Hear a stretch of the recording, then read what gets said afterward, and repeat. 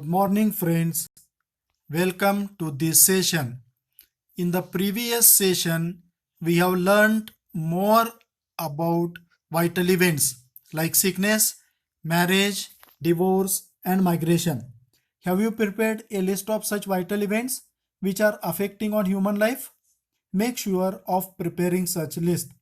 Today we will discuss about need of vital statistics. Friends, have you heard about IIPS? This is the web page of IIPS.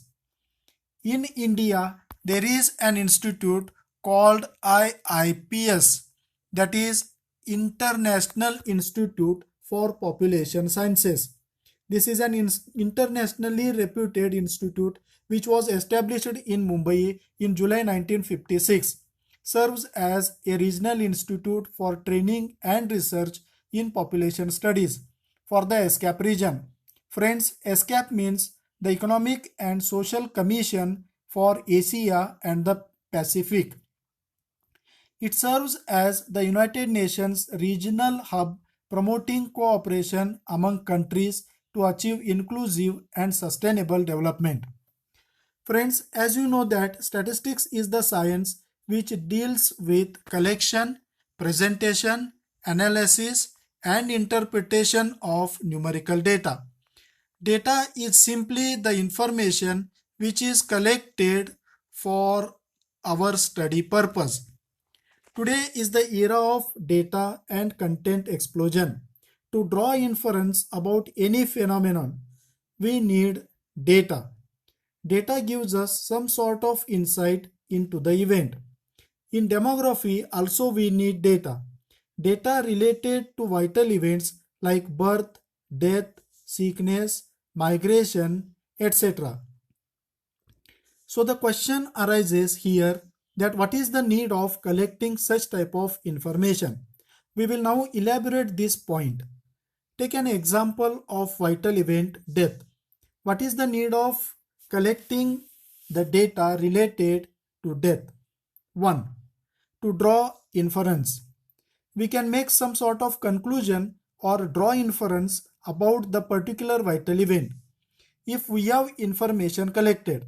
Friends, you may be hearing that the confirmed COVID cases in India are nearly 2 million, while about 41,500 deaths have been occurred till death due to this virus, and the death rate is 2%.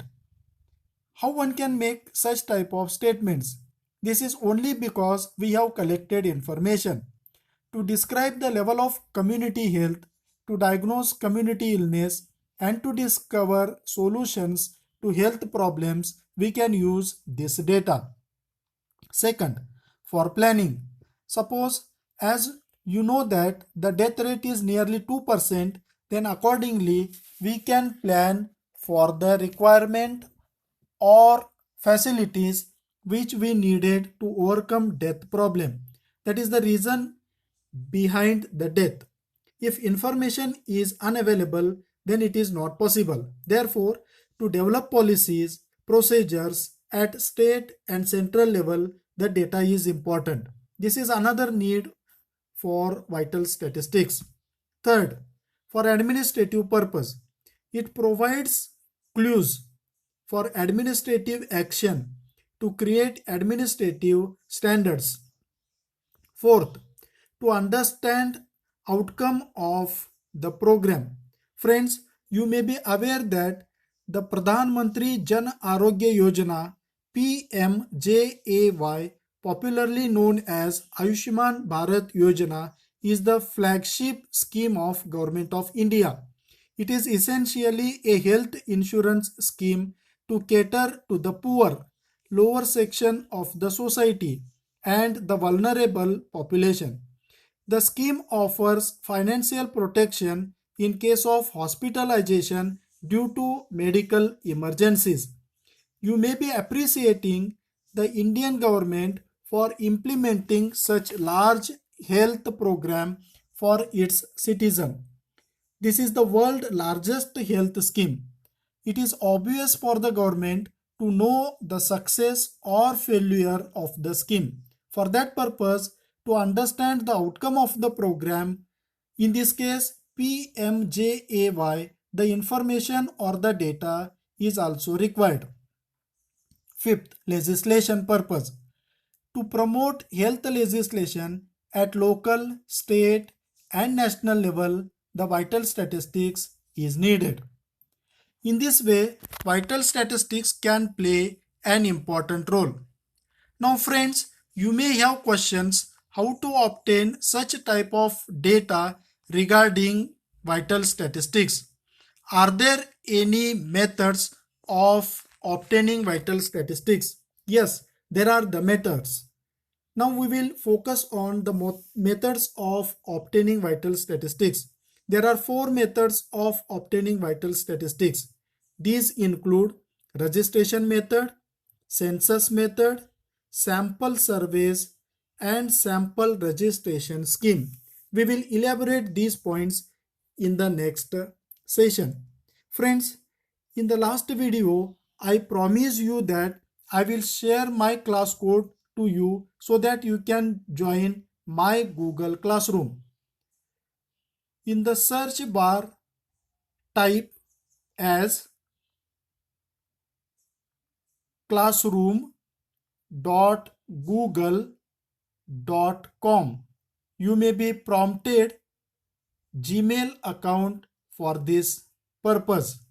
Sign in with your Gmail account. Sign in as a student. Click on plus sign over there and click on join class. Fill all the fields with my Google Classroom code. The code is shown in your screen. That is AE5OYAI. This is all in small letter. I repeat, AE5OYAI. And that's all. You are now directly connected to my class. If you don't have Gmail account, then please create your Gmail account. It's absolutely free. Follow the steps and join my class. I am providing you notes in either Word or PDF format in my classroom. So happy learning. Thank you. Bye bye.